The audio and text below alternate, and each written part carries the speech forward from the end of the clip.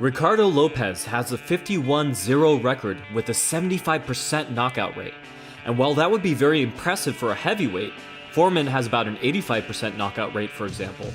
Lopez pulled this off while weighing close to 100 pounds. But Lopez was no mere knockout artist.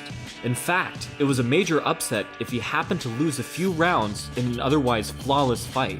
His style even inspired the character of Ricardo Martinez in the phenomenal boxing anime Hajime no Ippo. And don't worry, we'll be taking a look at a few elements that the show happened to get spot on. Whether you're talking about the real-life Lopez or his anime counterpart, watching Lopez in the ring is to watch a true master of his craft. A master who happened to be amazing at every single aspect of boxing. Put simply, the man had no weaknesses. Imagine facing Lopez, working your hardest to close the distance. When he keeps evading your attacks and punishing you from the outside, you get dirty, rabbit punching, headbutting, and punching to the groin. Then, after rounds and rounds of trying to get inside, you finally get your wish, only to discover once you're at your preferred range, that he's better than you there too.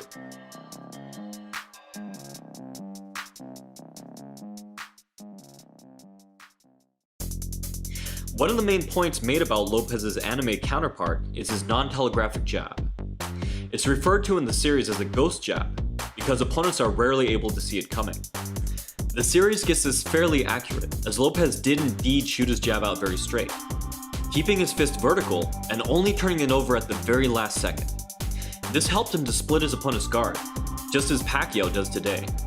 But of course, there's much more to Lopez's ability to dominate the ring with his jab alone. To understand Lopez's style is to understand movement itself, and the subtle balance between offense and defense. Which is why we'll begin the breakdown with the most fundamental pattern used by boxers for both offense and defense, the circle and jab. In boxing, most fighters choose to keep their front foot aligned with that of their opponents. This blocks their adversary's punches by placing their lead arm and shoulder in the way. In order to jab, one fighter must step slightly inside. This gives their jab a chance to land by realigning it past their opponent's lead arm and shoulder. But this same step usually alerts opponents to the fact that a jab might be coming.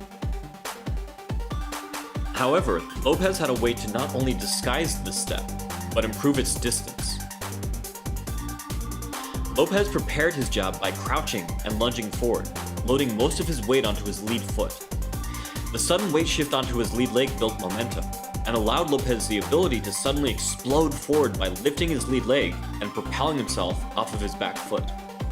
If you slow down the footage, you'll notice that Lopez's opponents do notice his jabs and even react defensively. What they're not prepared for is the distance that Lopez is able to cover and the power with which he connects. If you're looking for a clear example of Dempsey's drop step, you can't find a much better example than Lopez. This sudden crouch and lunge should have made Lopez's jabs more telegraphic, but Lopez constantly bobbed forward, masking his offense by setting it up with defensive head movement.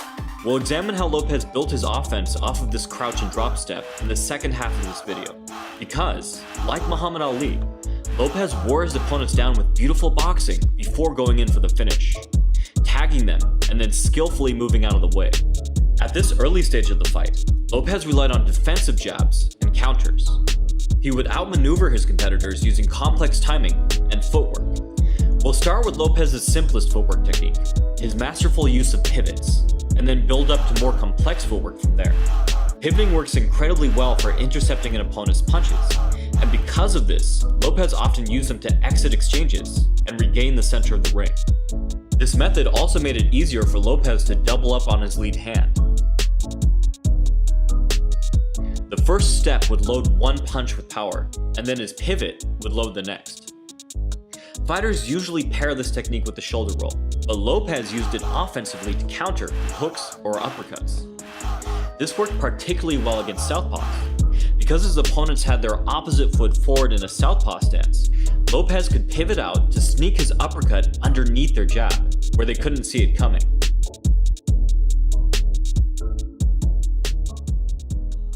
Next up, let's look at how Lopez switched stances as he exited exchanges and escaped corners.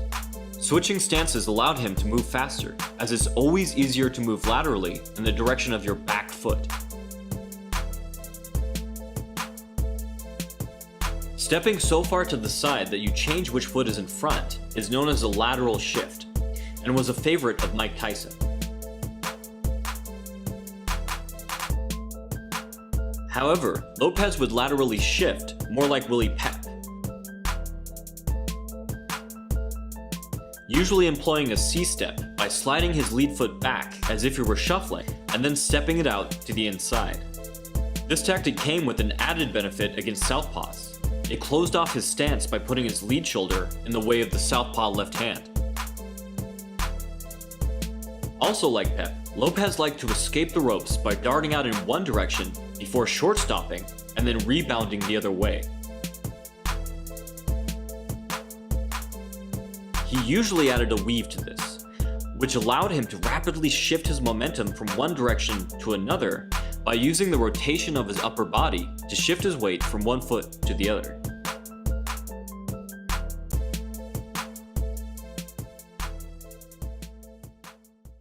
So Lopez was great at evading exchanges, but what happened when he got cornered? We've already mentioned pivots, but Lopez would sometimes take his pivots a step further by using them to create extreme angles, sometimes even shifting stances as he did so. For instance, here Lopez weaves under a rear hand to pivot out to the center of the ring, changing his opponent into a southpaw stance by pivoting all the way behind him. This is a novel version of a linear shift, sometimes called a D'Amato shift. A linear shift is when a fighter moves so far past his opponent it changes both of their stances, as we see Tyson do here. He and his partner both begin in an orthodox stance with their left foot forward, and then both end up in a southpaw stance with their right foot forward. But since Lopez pivoted rather than shuffled, he remained in an orthodox position, while only his opponent was put into a southpaw stance. As such, this would be a great tactic for those who have amazing footwork, but who are only comfortable in one stance. Lopez did the same thing in reverse against southpaws, pivoting inside to switch both fighters to an orthodox stance. Once again, this maintained his preferred stance while putting his opponent into a stance that they were not used to. Lopez would sometimes pivot to the outside against an orthodox fighter as well, coming up behind them and spinning them around by hooking their hip. However, Lopez didn't always need fancy footwork to switch stances. Sometimes, he let the opponent do the work for him. He would simply stay put and turn as they hurled past him so that he could catch them from his new stance. This is known as a turn shift. All of these footwork patterns were highly impressive, but they came at a price. They required Lopez to keep a short, narrow stance that was often incompatible with throwing powerful punches and combinations. This is one of the fundamental problems with fighters who want high mobility, which favors a high, short stance, and punching power, which favors a lower, lengthier stance. However, Lopez had a few brilliant ways to seamlessly transition between both stances. If Lopez planned to enter, he would sneak his back foot out to lengthen his stance, masking it behind his crouch. A more dynamic method was to combine his drop step with what is known in some sports as a split step. As he dropped down to build momentum, Lopez would jump both feet off the ground to widen his stance and then push off of his back foot. This technique is common in wrestling and could fluidly transition Lopez from using an agile footwork-based mobility stance to a wide power-based stance.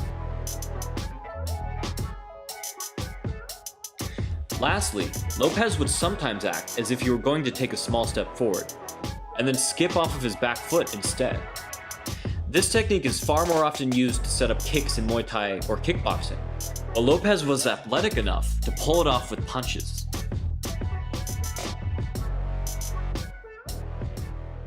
As Lopez became more aggressive in the later rounds, he would stop throwing so many jabs, and instead use the aforementioned footwork tricks to throw crosses or overhands, or load up on lead hooks. In his wider stance, Lopez relied on head movement rather than footwork to keep him safe, leaving underneath punches in a deep crouch to return counters. Lopez was looking for lengthy exchanges that presented him with lots of opportunities to land. At At this stage of the fight, Lopez didn't necessarily care if he took a few shots along the way. There were even times when Lopez, having lost all respect for his opponent, took shots on purpose just to get in position to throw harder shots of his own. In this clip, Lopez only bothers to move out of the way for one shot he considers particularly threatening, taking the time to load up a huge power blow. If Lopez did look to exit, suddenly straightening up from his crouch provided the backwards momentum he needed to quickly retreat. It's worth mentioning that we've observed Lopez using his head movement to prepare his footwork in every direction now. Other than drop step, Lopez would also lead with his right to step in deep with his back foot, squaring himself up to an opponent and using lateral movement to create new angles.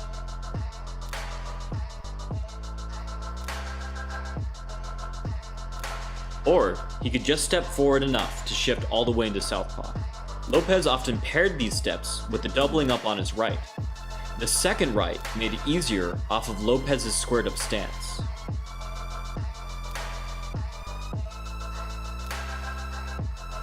We'll end the breakdown with something else Ipo got spot on: Lopez's ability to track head movement.